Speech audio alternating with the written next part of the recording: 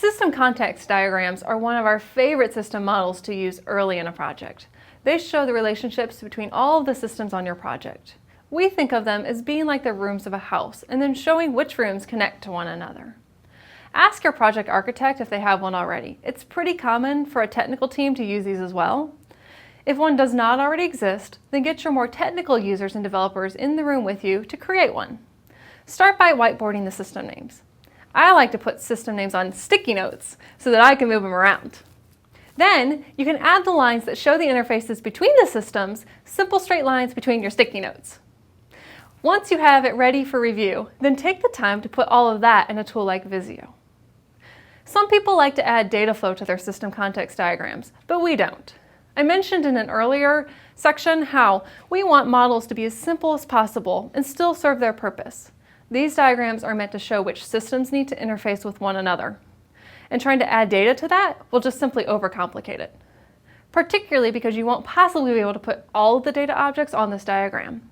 There are better diagrams for showing data objects and their flow, such as a data flow diagram.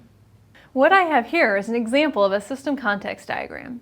Remember that a system context diagram is meant to show relationships between all of the systems that interact with your system. The main system that we are working on here is a web storefront system.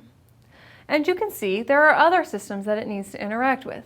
For example, an inventory system so that the web front shows real-time inventory availability on products, an order system to place the orders through, and a shipping system to allow users to select shipping preferences.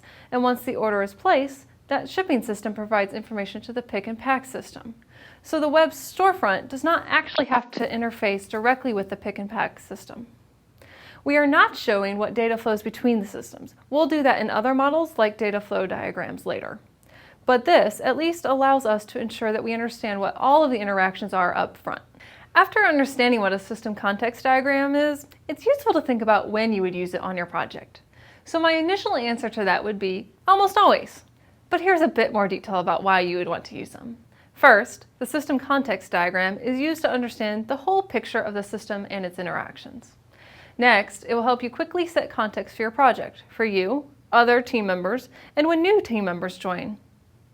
Also, these diagrams help you understand which integration points are in scope for your project and which ones you can effectively put out of mind. Finally, they highlight which interfaces you will need to gather requirements for in your project. Do not use them for detailing the specific requirements for the interactions between the systems, and do not use them to put models around any decisions or process or actually anything with flow. Again, most projects will warrant having a system context diagram. Exceptions would be if you have a system that literally does not interact with any other systems. We recently helped create requirements for a customer training portal that literally did not need to interact with any other systems, so we felt it wasn't worth the time to create one.